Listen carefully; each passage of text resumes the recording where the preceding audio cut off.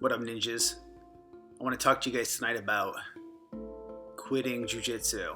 Serious topic. Well, it really is, because if you're at the point where I was in my Jiu-Jitsu career, and a few times too, where you wanted to quit, you want to give up.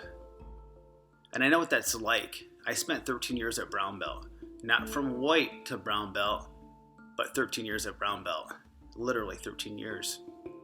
Before I had my breakthrough, I got to my black belt.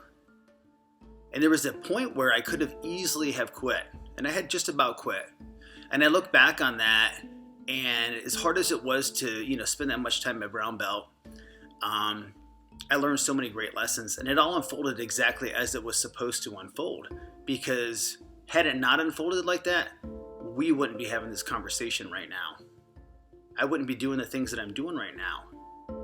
I would have given up. I would have quit. And the fact that I did stick with it and overcame those obstacles and eventually got my black belt shows that, here I am, living proof that you too could overcome them too. But you got to decide first, why do you want to quit? Really, truly, why? Is it a reason, or is it an excuse? See, there's a difference. A reason means something that absolutely is a condition that prohibits you from doing this. And what I mean by that is maybe you have an injury that literally if you do this, you could be seriously hurt. And I've seen very few of that in my 20 years doing jiu-jitsu. I remember one guy over the years had a really serious kind of back thing going on, and had he continued training, he could have lost his ability to walk. So that, that's a pretty serious condition, and I totally understand that.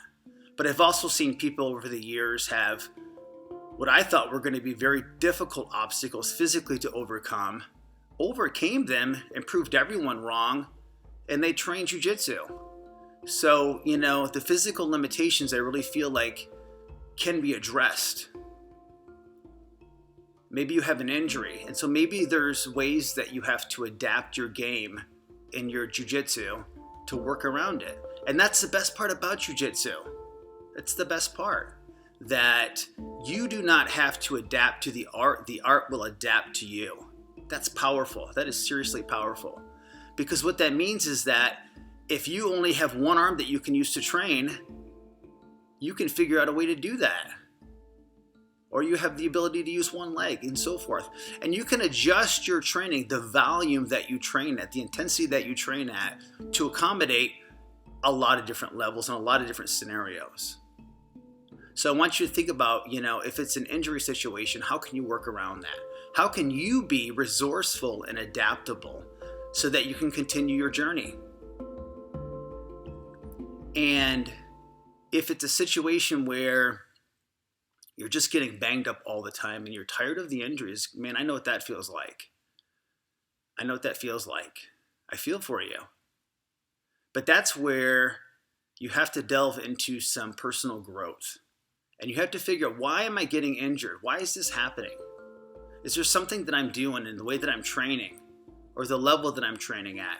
Are there ego flares and so forth? Really delving into some of that stuff to figure out, why is it even happening in the first place? Because nobody wants to go on with injuries, and nobody wants to get to a point where you can't even pick up your kid in the morning because your back's so messed up, or your knee or your arm or whatever, right? So of course we want to be able to physically train pain-free, and not just accept that, oh man, I do jiu-jitsu, so that just means, how often and when am I getting injured? Because it doesn't have to be the path. And I know what it feels like that, people talk like that all the time, and then it's like, man, oh man, that just sort of feels like the environment that everybody's always getting injured. But there's a different way. And it can be adjusted. Your training can be adjusted to accommodate that. So really think about that.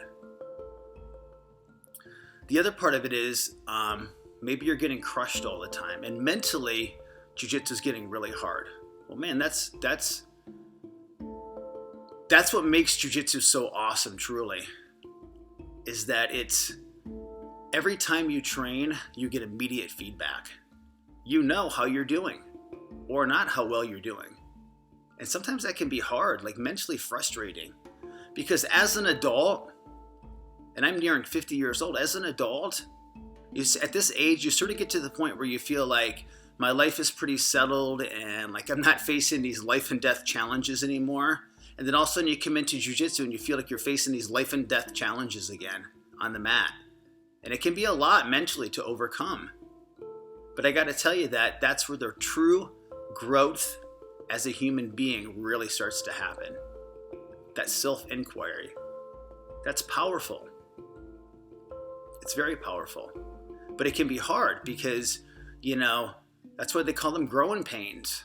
There's a little bit of growing pain in there sometimes. So you got to sort of peel back the layers sometimes. And so some of it too is when you're training and you're getting crushed, you start to learn like who you are as a person.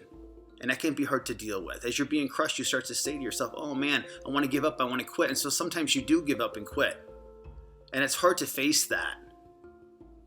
But again, that is where the true growth happens. When you're pushed a little bit. And yet you overcome it and you get past that in spite of how you're feeling. Maybe you feel like you're not progressing. Maybe you haven't been promoted in a long time. And it feels like everybody around you is just moving right past you. I know what that feels like. Remember, I was a brown belt for 13 years.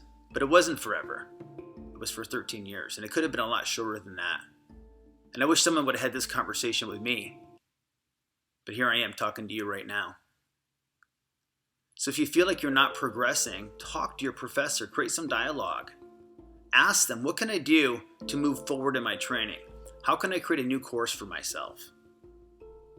And that'll give you purpose and direction. If it's a financial matter and you're just financially, you can't afford it anymore, man, if you got an internet connection, we can do this. Put videos out all the time. Maybe we don't see each other in person, but the internet and technology is a very powerful tool. This didn't exist when I was coming up as a martial artist. But right now we can connect. And even though we never meet, we can create a dialogue. And that's powerful. So what I would tell you is don't give up. Keep going. Because I always say, man, I wish that I could bottle up what it feels like to get to that point of being a black belt and how amazing it is. And I could give it out to everybody. But going through the struggles and not getting it like that is what's helped make me the black belt that I am today. So even though it's difficult for you right now in this moment, keep going. Don't give up. I want to hear about your story and about your breakthrough.